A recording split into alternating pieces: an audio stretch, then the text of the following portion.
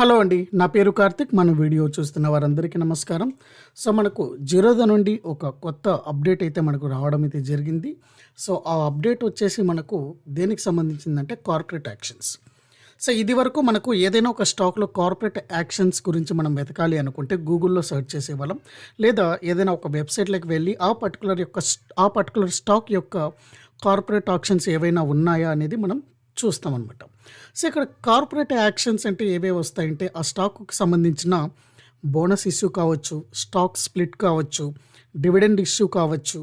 So, ఇంకా ఇతర ఏవైనా యాక్షన్స్ ఏవైతే ఉంటాయో ఇవన్నీ కూడా ఈవెంట్స్ ఇవన్నీ కూడా మనకు కార్పొరేట్ యాక్షన్స్ కిందకైతే వస్తాయి.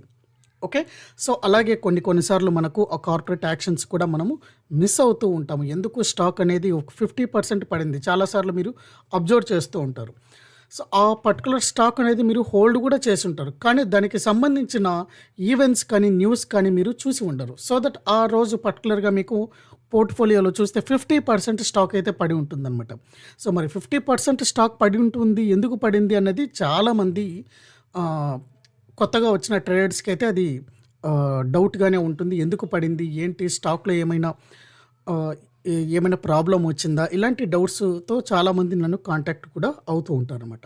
సో, అలాంటి వాళ్ళ కోసము ఈ కార్పొరేట్ యాక్షన్స్ అనేటివి మనకు జిరోదా చార్ట్‌లోనే మనకు కనిపించేలా ఒక కొత్త అప్డేట్ అయితే చూపించింది. సో, ఒక స్టాక్ అనేది 50% పడిందంటే అది స్టాక్ స్ప్లిట్ కావచ్చు, లేదా అది స్టాక్ యొక్క బోనస్ కావచ్చు, ఏదైనా కావచ్చు. సో, ఇలా జరిగినప్పుడు మనకు ఒక స్టాక్ అనేది 50% అయితే మనకు పడడం అయితే జరుగుతుంది. నిజానికి చెప్పాలంటే ఇది పడడం కాదు. స్టాక్ యొక్క ప్రైస్ అనేది 1/2తో అడ్జస్ట్ అవుతుందనమాట. రైట్? సో, అలాంటి డౌట్స్‌ని క్లారిఫై చేయడానికి, అలాంటి డౌట్స్‌ని కొత్తగా వచ్చిన ట్రేడర్స్ ఇబ్బంది పడకుండా ఉండడానికి వారికి పర్టిక్యులర్ స్టాక్ యొక్క ఈవెంట్స్ ఏవైతే ఉంటాయో కార్పొరేట్ యాక్షన్స్ అనేటివి మనకు చార్ట్‌లోనే కనిపించేలాగా వాళ్ళు డిజైన్ అయితే చేయడం అయితే జరిగిందనమాట. సో, మనం ఫస్ట్ ఏదైనా ఒక చార్ట్ ఓపెన్ చేసుకున్నట్లయితే లెట్ అస్ ఎగ్జాంపుల్ మనకు ఒక రిలయన్స్ చార్ట్ అయితే నేను ఓపెన్ చేశాను. సో, ఈ రిలయన్స్ చార్ట్ మీద మనకు ఎప్పుడెప్పుడు కార్పొరేట్ యాక్షన్స్, ఈవెంట్స్ జరిగాయో మనం చూడాలి అనుకుంటే చూడండి. సో, ఈవెంట్స్ అనే ట్యాబ్ ఉంది కదా! ఈ ఈవెంట్స్‌లోకి వెళ్ళేసి మనకు ఫైనాన్షియల్ ఈవెంట్స్ దీన్ని యాక్టివేట్ చేసుకుంటే ఆటోమేటిక్‌గా మనకు సో, ఈవెంట్స్ ఎప్పుడెప్పుడు జరిగాయనేది మనకు చార్ట్ మీద అయితే మనకు డిస్‌ప్లే అయితే అవుతుందనమాట. సో, ఇప్పుడు మనం అబ్జర్వ్ చేసుకున్నట్లయితే రీసెంట్‌గా అక్టోబర్ 28న మనకు రిలయన్స్ అనేది బోనస్ అయితే ఇష్యూ చేసింది. So, 1:1 bonus. అలాగే ఆగస్ట్ 19th వచ్చేసి మనకు డివిడెండ్ అయితే మనకు ఇష్యూ చేసింది. That is X date. So, అలా మీరు అబ్జర్వ్ చేసుకున్నట్లయితే వాటి యొక్క ఈవెంట్స్ ఏవైతే ఉన్నాయో అన్నీ కూడా ఫర్ ఎగ్జాంపుల్ ఇక్కడ ఆర్ అని ఉంది. ఆర్ అంటే చూడండి రైట్స్ ఇష్యూ. మనకు 2020 మే 13న మనకు రిలయన్స్ అయితే మనకు రైట్ ఇష్యూ అయితే మనకు ప్రొవైడ్ చేయడం అయితే జరిగిందనమాట. క్లియర్? సో, ఈ విధంగా వాటి యొక్క హిస్టరీ అలాగే ప్రజెంట్ నడుస్తున్న కాలంలో కూడా మనకు కార్పొరేట్ యాక్షన్స్ ఏవైతే ఉంటాయో అవన్నీ కూడా మనం చక్కగా మన యొక్క చార్ట్‌లోనే చూడొచ్చు ఎక్కడికి వెళ్ళకుండా. సో, ఉదాహరణకు ఇంకొక stock for example HDFC bank. HDFC bank తీసుకున్నట్లయితే చూడండి. సో, ఇక్కడ ఇది డివిడెండ్ యాక్షన్, ఇది డివిడెండ్ ఈ విధంగా మనకు ఇవ్వడం అయితే జరిగింది. తర్వాత ఐఆర్ఎఫ్‌సి చూడండి మనకు ఈ విధంగా కార్పొరేట్ యాక్షన్స్ అయితే మనకు మన చార్ట్‌లో అయితే కనిపించడం జరుగుతుందనమాట. సో, ఇది మనకు ఎవరైతే నో వాయిస్ ట్రేడర్స్ ఉంటారో లేదా ప్రొఫెషనల్ ట్రేడర్స్ ఉంటారో వాళ్ళకందరికీ కూడా ఇది చాలా ఈజీగా ఉంటుంది. దీనికి మనకు ముఖ్యంగా అడ్వాంటేజెస్ ఏంటంటే చార్ట్‌లోనే మనకు ఈవెంట్స్ కనిపించడము. సో, చాలామంది ఈవెంట్ బేస్డ్ ట్రేడింగ్ అయితే చేస్తూ ఉంటారు.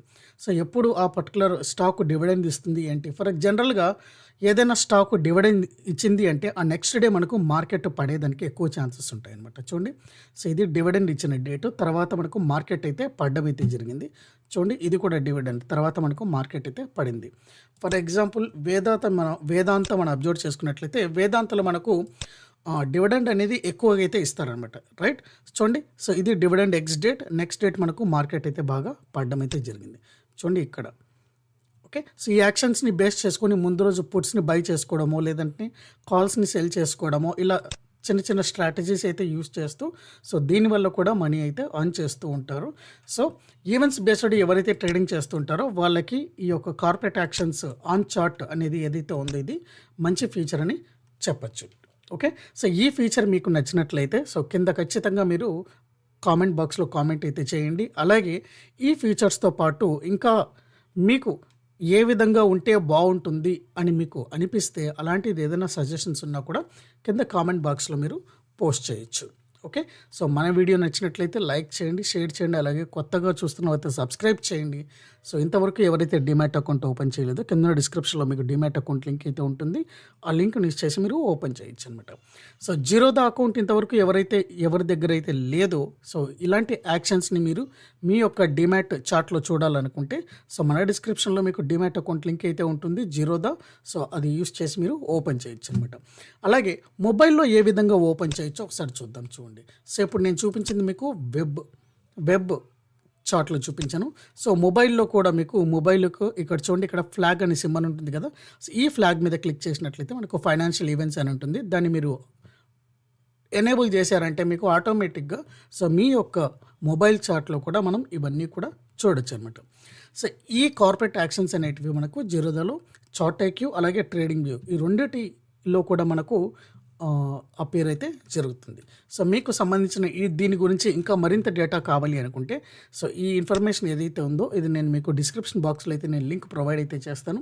సో దట్ అక్కడి నుంచి మీరు ఈ యొక్క ఇన్ఫర్మేషన్‌ని యాక్సెస్ చేసుకోవచ్చు. సో థ్యాంక్ యూ అండి. Thank you very much and good night all of